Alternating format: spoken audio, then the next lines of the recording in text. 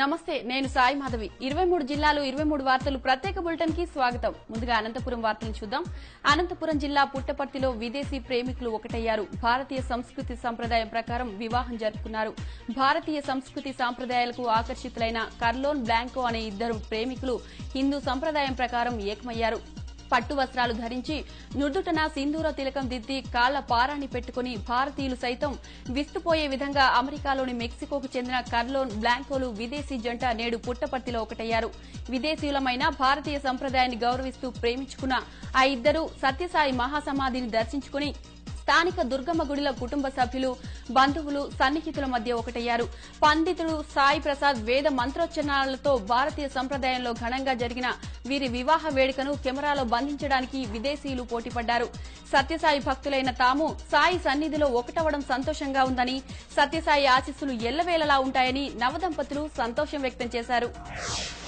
వాయువ్య బంగాళాఖాతంలో ఏర్పడిన అల్పపీడన ప్రభావంతో ఆదిలాబాద్ జిల్లాలో 3 రోజులుగా వర్షాలు విస్తారంగా కురుస్తున్నాయి వాగులు పొంగి పొర్లుతున్నాయి లోతట్టు ప్రాంతాలు జలమయమయ్యాయి పెనుగంగా ప్రాణహిత ఉప్పొంగడం ఎగువ ప్రాంతం నుంచి భారీ వరద రావడంతో పలు గ్రామాలకు రాకపోకలు నిలిచిపోయాయి వేల ఎకరాల్లో పంట నష్టం సంభవించింది అంతర్రాష్ట్ర రహదారిపై రాకపోకలు నిలిచిపోయాయి టోకిని వద్ద ప్రాణహిత నది ఉధృతిగా ప్రవహిస్తోంది తాటి చెట్టు వాగు కూడా ఉగ్రరూపం దాల్చింది ఎర్రవాగుతో పాటు పుష్పపల్లి వాగు రేచిని వాగులు ప్రమాదకరంగా ఉప్పొంగుతున్నాయి దీంతో 40 గ్రామాల ప్రజల రాకపోకలకు అంతరాయం ఏర్పడింది అత్యవసర పనులున్న వారు నాటు పొడవల ద్వారా గమ్యస్థానాలకు చేరుకుంటున్నారు జిల్లా కేంద్రానికి 20 కిలోమీటర్ల దూరంలో మహారాష్ట్రకు సరిహద్దున ఉన్న పెన్గంగా ఉగ్రరూపం దాల్చింది ఎగువన కురుస్తున్న వర్షాలకు జిల్లాలో కురుస్తున్న వర్షం తోడవడంతో వాగులు ఉప్పొంగుతున్నాయి దీంతో తాంసీ జైనద్ బేలా మండలాల్లో వరద నీరు పంట పొలాలను ముంచెత్తింది ప్రాజెక్టులోకి వరద నీరు చేరడంతో జలకలను సంతరించుకున్నాయి కడెం ప్రాజెక్టు 2 గేట్లు ఎత్తి దిగువనకు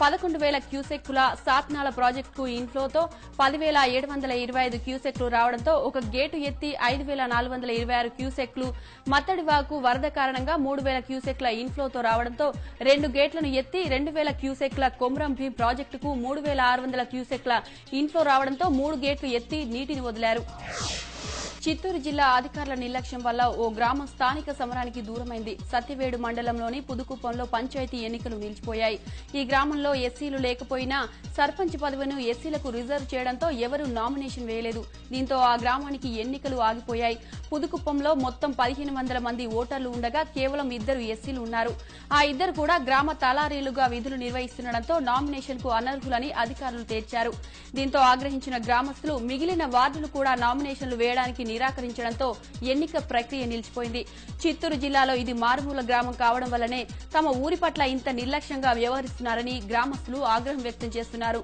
కొన్నేళ్ల నుంచి అభివృద్ధికి దూరంగా ఉంటున్న పుదుకుప్పం గ్రామానికి ఎన్నికలు జరిగితే ప్రగతి పథాన నడుస్తుందని భావించామని అధికారుల అలసత్వం వల్ల ఈసారి ఎన్నికలకు దూరం కావాల్సి వచ్చిందని వారు ఆవేదన వ్యక్తం చేస్తున్నారు గోదావరి ఎగువన కురుస్తున్న భారీ వర్షాలతో గోదావరిలోకి రికార్డు స్థాయిలో వరద నీరు వచ్చి చేరుతోంది గోదావరి నిలకడగా ఉన్నప్పటికీ గతంలో ఎన్నడూ లేనంతగా రికార్డు స్థాయిలో వరద నీరు వచ్చి చేరింది ప్రతి ఏటా జూలై ఆగస్టు నెలల్లో కురిసే భారీ వర్షాలకు గోదావరిలోకి వరద వస్తుంది ఖమ్మం ఛత్తీస్గఢ్ లో కురుస్తున్న వర్షాలతో వాగులు వంకలు పొంగి పొర్లుతున్నాయి ఈసారి ధవళేశ్వరం కాటన్ బ్యారేజ్ నుంచి 175 గేట్లను పైకి లేపి 4,10,000 క్యూసెక్ల వరద నీటిని సముద్రంలోకి విడుదల చేశారు బ్యారేజ్ వద్ద ప్రస్తుత నీటి మట్టం 9 అడుగులకు చేరుకుంది ఎగువన భారీ వర్షాలు కురిస్తే గోదావరిలోకి భారీగానే వరద నీరు వచ్చే అవకాశం ఉందని నీటిపారుదల అధికారులు చెబుతున్నారు గోదావరిలో ఆశించిన స్థాయి కంటే ఎక్కువగా నీరు ఉండడంతో ఖరీఫ్ సాగుకు రైతులు పూర్తి స్థాయిలో సన్నద్దమయ్యారు గుంటూరులో దోపిడి దొంగలు బీభత్సం సృష్టించారు బృందావన్ గార్డెన్స్ లోని ఓ ఇంట్లో తల్లి కూతులపై దాడికి తెగబడ్డారు ఈ ఘటనలో తల్లి అక్కడికక్కడే చనిపోగా కూతురు విషమ పరిస్థితిలో చికిత్స పొందుతున్నారు 3వ లైన్లో ఉంటున్న కమలమ్మ ఆమె కూతురు శ్యామలపై విచక్షణ రహితంగా దాడి చేశారు అయితే పోలీసులు చెబుతున్నట్లు ఇది దోపిడి దొంగల పని కాదని తెలిసిన వారి పని అయి ఉంటుందని స్థానికులు అనుమానం వ్యక్తం చేస్తున్నారు కమలమ్మ ఇంట్లో కొన్నాళ్ల నుంచి వడ్రంగి పనులు జరుగుతున్నాయి ఆ పనిని రాజేష్ అనే వ్యక్తి కాంట్రాక్ట్ తీసుకున్నాడు నిన్న రాత్రి పనులు పూర్తయ్యేసరికి రాత్రి కావడంతో రాజేష్ అక్కడే పడుకున్నాడు రాత్రిపూట తమ ఊరికి బస్సులు ఉండవని చెబితే రాజేష్ కు తన ఇంట్లోనే ఆశ్రయం ఇచ్చింది కమలమ్మ. ఇదే అదునుగా కమలమ్మ ఆస్తిపై కన్నేసిన రాజేష్ ఈ తెల్లవారుజామున కత్తితో ఇద్దరిపై దాడికి తెగబడ్డాడు. ఈ ఘటనలో కమలమ్మ అక్కడికక్కడే చనిపోయింది. కూతురు శ్యామల ఆసుపత్రిలో చికిత్స పొందుతుంది. పథకం ప్రకారమే రాజేష్ ఈ పనికి ఒడిగట్టి ఉంటాడని పోలీసులు భావిస్తున్నారు. ఇంట్లో దోపిడీకి గురైన వస్తువులు, నగలుపై పోలీసులు ఆరా తీస్తున్నారు. త్వరలోనే నిందితుడిని పట్టుకుంటామని పోలీసు ఉన్నతాధికారులు చెబుతున్నారు. రంజాన్ మాసం వచ్చిందంటే చాలు వెంటనే గుర్తుకు వచ్చేది, నోరూరించేది హైదరాబాద్ హలీం. రుచితో పాటు ఆరోగ్యానికి ఎంతో ఉపయోగపడే ఈ హలీంను తినేందుకు అందరూ పోటీపడి మరి తింటుంటారు. పొద్దంతా ఉపవాసాలుండే ముస్లింలతో పాటు హిందువులు కూడా హలీంను ఎంతో ఇష్టంగా తింటుంటారు. గోధుమలు, నెయ్యి, మాంసం, శనగపప్పు, గరం మసాలా, ఉల్లిపాయలు, కొత్తిమీర, పుదీనా ఇలా రకరకాల మిశ్రమంతో తయారు చేసే ఈ హలీం ప్రపంచవ్యాప్తంగా ప్రసిద్దిగాంచింది. అందుకే హైదరాబాద్ హలీం జియోగ్రాఫికల్ ఇండికేటర్ గా ప్రఖ్యాతిగాంచింది. ఈ వంటకంలో బలాన్ని చేకూర్చే ప్రోటీన్లు అధికంగా ఉంటాయని చెబుతారు. బాదాం, ఖర్జూరా, అంజీర్తో కలిసి తయారయ్యే ఎన్నో ప్రయోజనాలున్న ఈ హలీం వంటకం ఎంత తిన్నా మళ్లీ మళ్లీ తినాలనిపిస్తోందని భోజన ప్రియులు చెబుతారు. సుమారు నెల రోజుల పాటు అందుబాటులో ఉండే ఈ హలీంను దుకాణదారులు ప్రత్యేక ఆఫర్లు పెట్టి మరీ ఆకర్షిస్తుంటారు. నగరంలో హలీం తయారీలో పిస్తా హౌస్, ప్యారడైజ్, హైదరాబాద్ హౌజ్లు అంతర్జాతీయంగా పేరుగాంచాయి. మలేషియా, సింగపూర్, సౌదీలకు హైదరాబాద్ నుంచి హలీంను పంపిణీ చేస్తుంటారు. పంచాయతీ ఎన్నికల్లో కరీంనగర్ జిల్లాలోని ఓ గ్రామం ప్రత్యేకతను చాటుకుంటోంది. డబ్బు, మద్యం ప్రభావం లేకుండా నీతివంతమైన ప్రజా ప్రతినిధిని ఎన్నుకోవాలని తీర్మానించింది. గ్రామాభివృద్దికి తోడ్పడే సర్పంచ్ ఎన్నిక ద్వారానే ఇది సాధ్యమని గ్రామస్తులంతా ఓ నిర్ణయానికి వచ్చారు. వీణవంక మండలం పోతిరెడ్డిపల్లి గ్రామంలో సర్పంచ్గా పోటీ చేస్తున్న అభ్యర్థులు ఇచ్చే డబ్బు, మద్యానికి లొంగి ఓట్లు వేయొద్దని, ప్రజల కోసం పనిచేసే సర్పంచ్నే ఎన్నుకోవాలని దేవుని సాక్షిగా ప్రతిజ్ఞ చేశారు. దాదాపు 3,000 మంది జనాభా, 1,600 మంది ఓటర్లు ఉన్న ఈ గ్రామంలో ప్రజల నిర్ణయం పట్ల హర్షం వ్యక్తమవుతోంది. అయితే డబ్బు, మద్యంతో గెలవాలనుకున్న అభ్యర్థులు ఇది గుబులు పుట్టిస్తుండగా ప్రజాభిమానంతో గెలవాలనుకుంటున్న అభ్యర్థులు సంతోషం వ్యక్తం చేస్తున్నారు. వార్డు సభ్యులు, సర్పంచులుగా పోటీ చేస్తున్న అభ్యర్థులు కూడా ఈ కార్యక్రమానికి హాజరై తమ మద్దతును ప్రకటించారు. అయితే తమ గ్రామంలో మంచి పాలన అందించేందుకు ఇలాంటి ప్రతిజ్ఞలు చేసుకున్నామని గ్రామస్తులు తెలిపారు. కడప జిల్లా లింగాల మండలం అంబకపల్లిలో ఘర్షణ వాతావరణం చోటు చేసుకుంది. అంబకపల్లి గ్రామ పంచాయతీకి వైఎస్ఆర్సీపీ నేత దామోదర్ రెడ్డి ఏకగ్రీవంగా ఎన్నికయ్యారు. దీంతో గ్రామస్తులు మందు, చిందులతో సంబరాలు జరుపుకున్నారు.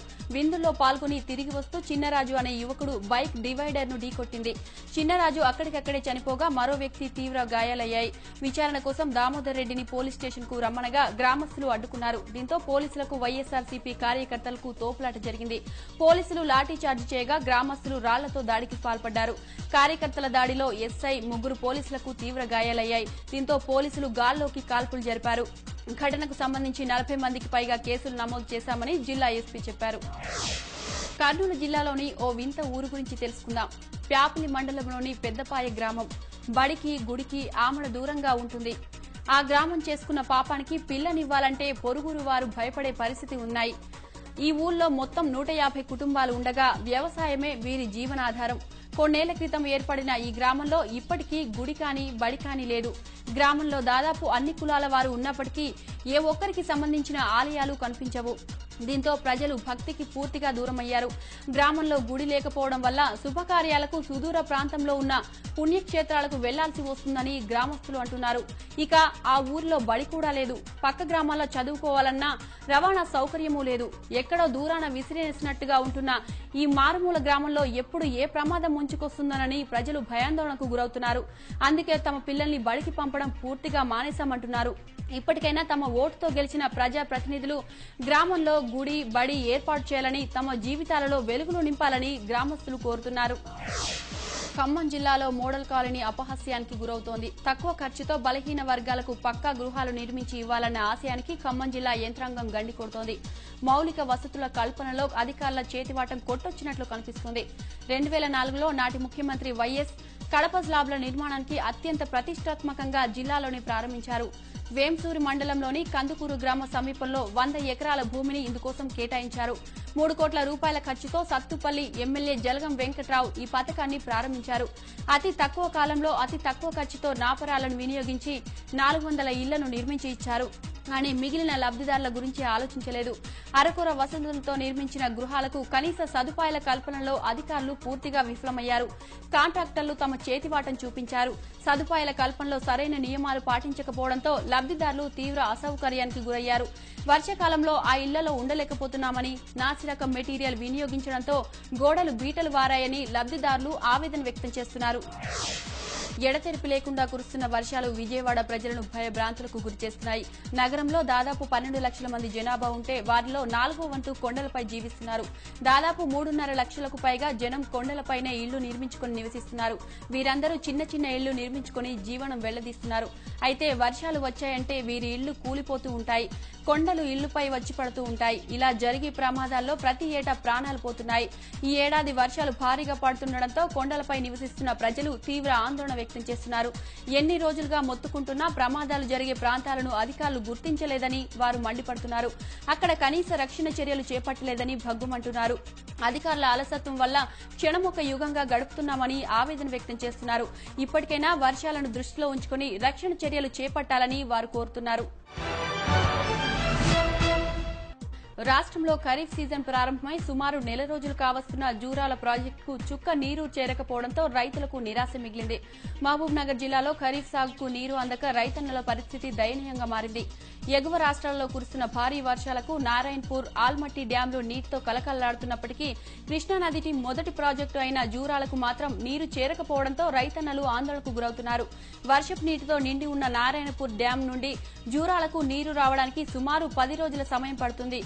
జూరాల ప్రాజెక్టు నుండి నీటిని కుడి, ఎడమ కాలువలకు విడుదల చేస్తే పంట సాగుకు వీలవుతుందని రైతులు చెబుతున్నారు. దీనిపై అధికారులు స్పందించి త్వరగా చర్యలు తీసుకోవాలని డిమాండ్ చేస్తున్నారు. లేనిచో జిల్లా వ్యాప్తంగా ఖరీఫ్ సాగు ప్రశ్నార్థకంగా మారే అవకాశం ఉందని బాధిత రైతులు ఆవేదన వ్యక్తం చేస్తున్నారు. స్వాతంత్ర్యం వచ్చి 60 ఏళ్లు గడిచినా ఓ గ్రామం నేటికి పంచాయతీ ఎన్నికలకు నోచుకోలేదు. ఇప్పటి వరకు పంచాయతీ ఎన్నికలంటేనే ఆ గ్రామ ప్రజలకు తెలియదంటే అతిశయోక్తి ఏమీ కాదు. మరి ప్రజాస్వామిక దేశంలో ఇంతటి దౌర్భాగ్య స్థితిని ఎదుర్కొంటున్న గ్రామాన్ని చూడాలంటే మెదక్ జిల్లాకు వెళ్లాల్సిందే. మరి అది మెదక్ జిల్లా కూర్మపల్లి గ్రామం. కూర్మపల్లిలో 250 మంది జనాభా ఉండగా 144 మంది ఓటర్లు ఉన్నారు. అయినా ఇప్పటి వరకు వారికి ఓటు వేసే అవకాశమే రాలేదు. వీరిని ఓటర్లుగా ప్రభుత్వం గుర్తించకపోవడమే వారి అవకాశాలకు అడ్డుకట్ట వేసింది. అయితే పంచాయతీ ఎన్నికల పుణ్యమాని ఆ గ్రామానికి మొదటిసారిగా ఎన్నికల అవకాశం కల్పించడంతో ఓటర్లు ఆనందం వ్యక్తం చేస్తున్నారు. జిల్లాలోని మగ్దంపూర్ గ్రామ పంచాయతీలో కూర్మపల్లి గ్రామాన్ని కలపడంతో పాటు 8 వార్డులను కేటాయించారు. దీంతో పోటీదారులు ప్రచారం, ఆప్యాయత, పలకరింపులు, వార్డు సభ్యులుగా బరిలోకి నిలపాలని బుజ్జగింపులు, అబ్బో ఒక్కటేమిటి ఎన్నికల ప్రచారం జోరుగా సాగిస్తూ గ్రామస్తులు ఆనందంలో మునిగి తేలుతున్నారు. నల్గొండ జిల్లా మిర్యాలగూడ పరిధిలో కస్టమ్ మిల్లింగ్ బియ్యం సేకరణ నత్తనడకన సాగుతోంది. మిల్లర్ల సాగతీత వైఖరి, గోదాముల్లో నిల్వలు లేకపోవడం, గోనె సంచుల వినియోగంపై వివాదం, ఇతర సమస్యలు బియ్యం సేకరణకు అడ్డంకిగా మారుతోంది. నిర్ణీత ప్రణాళిక అమలు కాకపోవడాన్ని ఆసరాగా చేసుకుని మిల్లర్లు ఇష్టారీతిన వ్యవహరిస్తున్నారన్న వాదనలు వినిపిస్తున్నాయి. అధికారులు ఒత్తిడి తెస్తేనే గాని మిల్లర్లు కళ్లలేని పరిస్థితిలో ఉన్నారు. ఈ రబీ సీజన్లో పౌర సరఫరాల కార్పొరేషన్లో లక్షలాది మెట్రిక్ టన్నుల ధాన్యాన్ని బియ్యంగా మార్చేందుకు రైస్ మిల్లర్లకు అప్పగించింది. మిల్లర్లకు ధాన్యం అప్పగించిన 15 రోజుల్లోనే ఈ ప్రక్రియ పూర్తి కావాల్సి ఉంది. అయితే మిల్లర్లకు ధాన్యం అప్పగించి 4 నెలలు గడుస్తున్నా ఇప్పటికీ బియ్యం సేకరణ పూర్తి కాలేదు. అధికారులు మాత్రం గోదాములు ఖాళీ లేవని, గోనె సంచుల వివాదం వల్ల ఆటంకాలు ఏర్పడుతున్నాయని కుంటిసాకులు చెబుతున్నారు. గతేడాది కస్టమ్ మిల్లింగ్ కు కార్పొరేషన్ నుంచి ధాన్యం తీసుకున్న 2 మిల్లర్లు బియ్యం ఇవ్వకుండా మోసం చేశారంటున్నారు అధికారులు. ఈ వ్యవహారంలో కొందరు అధికారుల చేతివాటం కూడా ఉందని, ఆక్రమణలను అరికట్టే దిశగా కలెక్టర్ కూడా చొరవ తీసుకోవాలని కోరుతున్నారు. నెల్లూరు జిల్లా అధికారులు అభివృద్ది మంత్రాన్ని మర్చిపోయారు. వేగంగా అభివృద్ది చెందుతున్న నగరాల్లో ఒకటిగా నెల్లూరు రూపాంతరం చెందుతున్న అధికారుల వైఖరి మాత్రం అందుకు పూర్తిగా భిన్నంగా ఉంది. కోట్లాది రూపాయలు ఖర్చు పెడుతూ నిధులు వర్షం కురిపిస్తున్నా అభివృద్ది కొన్ని ప్రాంతాలకే పరిమితమవుతుంది. అందులోనూ పనిచేసిన చోటే నిధుల వర్షం కురిపిస్తూ అభివృద్దిని అటకెక్కిస్తున్నారు. దీంతో నెల్లూరు ప్రధాన ప్రాంతాలన్నీ సమస్యకు నెలవుగా మారుతున్నాయి. 6 నెలల కింద సీసీ రోడ్లు, తారు రోడ్లు, వాటికి డివైడర్లు, సమాంతరంగా విద్యుత్ స్తంభాలు ఏర్పాటు చేశారు. సుమారు 50 కోట్ల అంచనా వ్యయంతో కార్పొరేషన్, R&B అధికారుల పర్యవేక్షణలో పనులు జరుగుతున్నాయి. అయితే ఇది కొన్ని ప్రాంతాలకే పరిమితం కావడం పట్ల సింహపురి ప్రజలు ఆగ్రహం వ్యక్తం చేస్తున్నారు. 6 నెలల కింద 2 కోట్ల రూపాయలతో జీఎన్టీ రోడ్డును అభివృద్ది చేశారు. ఇప్పుడు ఇదే రోడ్డును ఛిద్రం చేసి దాదాపు 100 కోట్ల రూపాయలతో విస్తరణ చేపట్టారు. మద్రాసు బస్టాండ్ నుంచి అయ్యప్ప గుడి సెంటర్ వరకు జరుగుతున్న ఈ అభివృద్దిపై అనేక ఆరోపణలు వినిపిస్తున్నాయి. పూర్తిగా శిథిలావస్థకు చేరుకున్న రోడ్డును విడిచిపెట్టి ఇంతకు ముందే అభివృద్ది అయిన రోడ్డును ఛిద్రం చేసి మరీ నిర్మించడంపై స్థానిక ప్రజలు భగ్గుమంటున్నారు. నిజామాబాద్ జిల్లాలో వర్షం కుండపోతగా కురుస్తుంది. నిన్న రాత్రి నుంచి వరనుడి జడికి జిల్లా వాసులు అతలాకుతలమవుతున్నారు.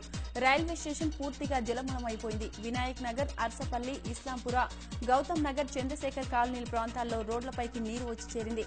ఎస్పీ కార్యాలయం ముందు ఉన్న వేప చెట్టు కూలిపోయింది. సుమారు 20 నుంచి 25 ఎకరాల్లో పంట నీట మునిగింది. 50 గ్రామాలకు రాకపోకలు నిలిచిపోయాయి.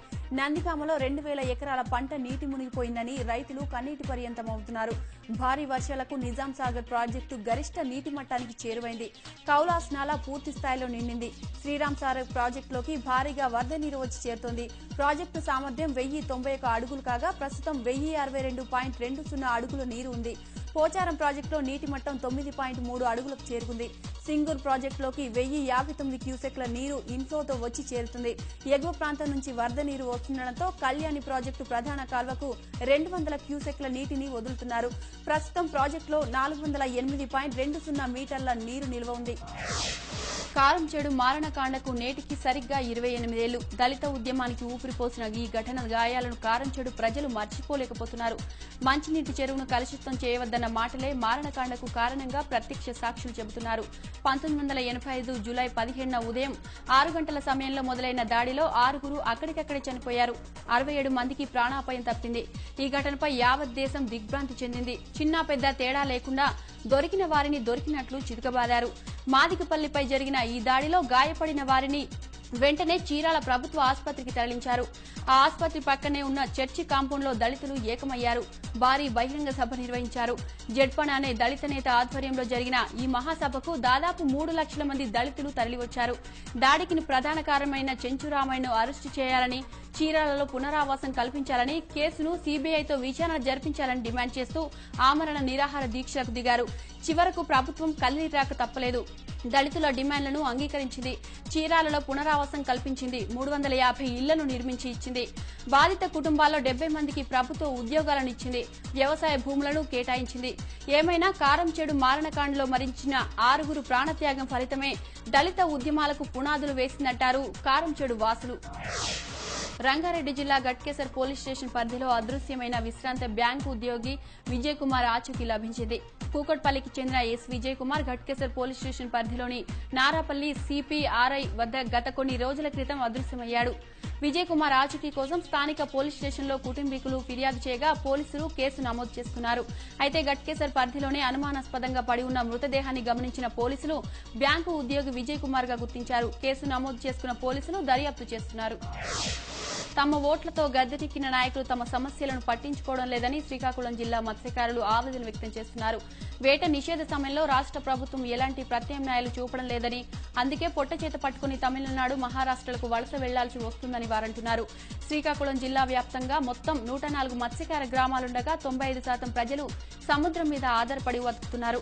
చెన్నై, ముంబైలో వేట సాగించినప్పుడు రాత్రింబవళ్లు సముద్రంలోనే గడుపుతున్నామని, వారంలో ఒకసారి ఒడ్డుకు చేరుకుంటామని, ఆ సమయంలో అక్కడి వారు దాడులకు దిగుతున్నారని ఆవేదన వ్యక్తం చేశారు. విదేశీ జైళ్లలో దుర్భర జీవితం గడుపుతున్న తమ వారిని విడిపించడానికి ప్రభుత్వం ఏమాత్రం పట్టించుకోవడం లేదని, చనిపోయిన తమ వారి శవాలనైనా తీసుకువచ్చే ప్రయత్నం చేయడం లేదని వారు కన్నీటి పర్యంతమవుతున్నారు. వేట కోసం సబ్సిడీపై ఫైబర్ బోట్లు, వలలు ఇవ్వాలని, వేట నిషేధ సమయంలో ఇతర రాష్ట్రాలు ఇస్తున్న ప్రతి కుటుంబానికి 5,000 రూపాయలు, 30 కిలోల బియ్యం ఇవ్వాలని డిమాండ్ చేస్తున్నారు. ముఖ్యంగా ప్రకృతి వైపరీత్యాల సమయంలో నష్టపోయిన మత్స్యకారులకు నష్టపరిహారం ఇవ్వాలని, దెబ్బతిన్న వలలు, పడవలకు ఇన్సూరెన్స్ సౌకర్యం కల్పించాలని మత్స్యకారులు కోరుతున్నారు.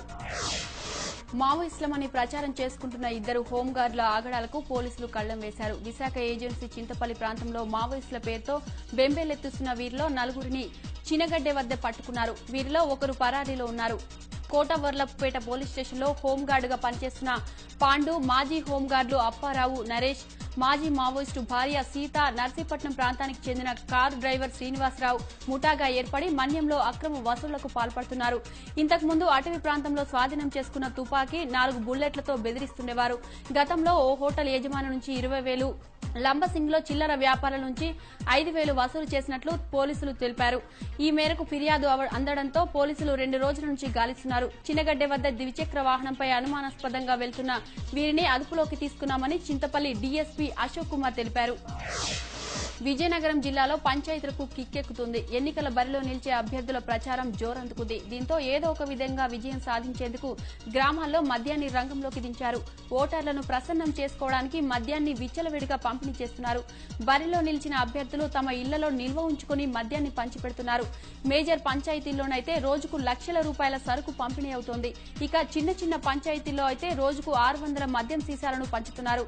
స్థానిక ఎన్నికలు, ఆపై పాత కక్షలు, పార్టీ గొడవలకు మధ్య కిక్కు తోడవడంతో పల్లెల్లో ప్రశాంతత కోరబడుతుంది. గ్రామాల్లో రచ్చబండల వద్ద ఏదో ఒక గొడవ జరుగుతూనే ఉంది. సమస్యాత్మక గ్రామాల్లో పోలీసులు కట్టుదిట్టమైన చర్యలు చేపడుతున్నారు. అయినా అక్కడక్కడ సమస్యలు తప్పడం లేదు. ఎన్నికల నాటికి ఇదే పరిస్థితి కొనసాగితే గ్రామాల్లో గొడవలు జరగక తప్పవని పరిస్థితులు కనిపిస్తున్నాయి. ఇప్పటికైనా మద్యం పంపిణీపై ఎక్సైజ్ శాఖ అధికారులు ఉక్కుపాదం మోపితేనే పంచాయతీ ఎన్నికలు సజావుగా జరుగుతాయి. 5 రోజుల నుంచి కురుస్తున్న భారీ వర్షాలతో వరంగల్ జిల్లా తడిసి ముద్దైంది. జలాశయాలు నిండు కుండలా తొణికిసలాడుతున్నాయి. వాగులు, వంకలు పొంగి పొర్లుతుండటంతో రాకపోకలకు తీవ్ర అంతరాయం కలుగుతుంది. కొన్ని గ్రామాలకు సంబంధాలు తెగిపోయాయి. కరెంటు సరఫరాకు తీవ్ర అంతరాయం కలగడంతో మారుమూల గ్రామాల్లో అంధకారం అలుముకుంది. వరద నీరు భారీగా చేరడంతో మురికి కాలువలు నిండి నీరు రోడ్ల మీదకు వస్తుంది. రానున్న 2 రోజుల్లో భారీ వర్షాలు పడే అవకాశాలున్నాయంటున్న అధికారుల హెచ్చరికలతో వరంగల్ జిల్లా లోతట్టు ప్రాంతాల ప్రజలు తీవ్ర భయాందోళనకు గురవుతున్నారు. ఎడతెరిపి లేకుండా వర్షాలతో జనజీవనం స్తంభించిపోయింది. చిన్నపిల్లలు బడికి వెళ్లడానికి, మార్కెట్లకు వెళ్లి కూరగాయలు తీసుకురావడం కష్టంగా ఉందని ప్రజలు ఆవేదన వ్యక్తం చేస్తున్నారు. వశిష్ట గోదావరిపై వంతెన నిర్మాణం ఉభయ గోదావరి జిల్లా వాసులకు ఇది స్వప్నంగానే మిగిలిపోతుంది. పశ్చిమ గోదావరి జిల్లా నర్సాపురం, తూర్పు గోదావరి జిల్లాలోని రాజోలు మధ్య ఉన్న వశిష్ట గోదావరిపై వారధి నిర్మించాలన్న దశాబ్దాల డిమాండ్ తీరడం లేదు. గోదావరిపై వారధి నిర్మించడానికి వేస్తున్న శిలాఫలకాల సంఖ్య పెరుగుతుంది కానీ పనులు మాత్రం పూర్తి కావడం లేదు. ఎన్నికల వాగ్దానంగా మారిన ఈ వంతెనను నిర్మించడానికి ప్రభుత్వాలు ముందుకు రావడం లేదు. ఉభయ గోదావరి జిల్లా వాణిజ్య అవసరాల కోసం వారధి కావాలని ఆ జిల్లా వాసులు ఎన్నిసార్లు అధికారుల దృష్టికి తీసుకెళ్లినా ఫలితం లేకుండా పోతుంది. ఇప్పటికైనా వంతెనను నిర్మించి తమ కలను సాకారం చేయాలని గోదావరి జిల్లా వాసులు కోరుతున్నారు. ఇవి 23 జిల్లాలో 23 వార్తలు ప్రత్యేక బులెటిన్ విశేషాలు. నమస్తే.